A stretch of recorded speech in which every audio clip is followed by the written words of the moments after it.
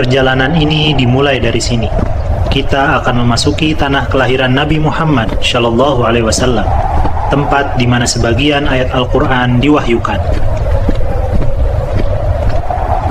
Jalanan Al-Quran dimulai di malam sunyi Mekkah ketika wahyu pertama turun.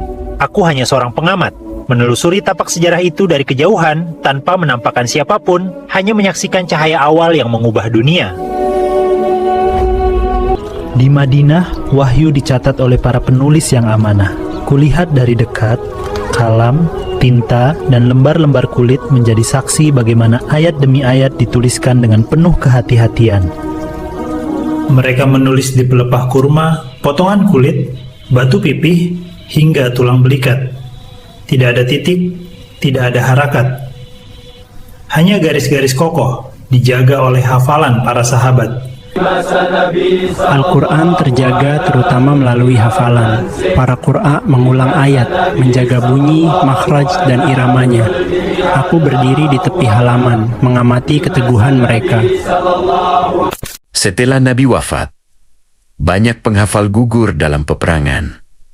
Umar pun khawatir bila ayat-ayat hilang dari generasi berikutnya. Abu Bakar kemudian memerintahkan pengumpulan Al-Quran menjadi satu. Untuk pertama kalinya dalam sejarah, seluruh lembaran ditelusuri, disatukan, dan diverifikasi dengan teliti. Zaid ibnu Sabit memimpin proses itu. Setiap ayat harus dibuktikan melalui hafalan dan tulisan, hingga dua saksi membenarkan bahwa itu ditulis di hadapan Nabi. Inilah awal mushaf pertama. Lembaran-lembaran itu dijahit, disatukan, menjadi satu kitab yang disimpan Abu Bakar, lalu Umar, hingga akhirnya berada di rumah Hafsah. Saat Islam menyebar ke berbagai negeri, perbedaan bacaan mulai muncul. Dialek yang beragam membuat bacaan di beberapa wilayah tak lagi sama. Utsman pun membentuk panitia penyalinan. Mushaf Hafsah dijadikan rujukan. Mereka menyalin ulang, menata rasum Quraisy, dan memastikan keseragaman bacaan. Salinan resmi itu dikirim ke Kufah, Basrah, Syam, dan berbagai negeri. Untuk pertama kalinya, umat Islam memakai mushaf yang sama. Satu standar, satu bacaan. Fragmen-fragmen mushaf awal masih tersisa hingga kini, menjadi bukti bahwa Al-Quran dijaga dengan luar biasa.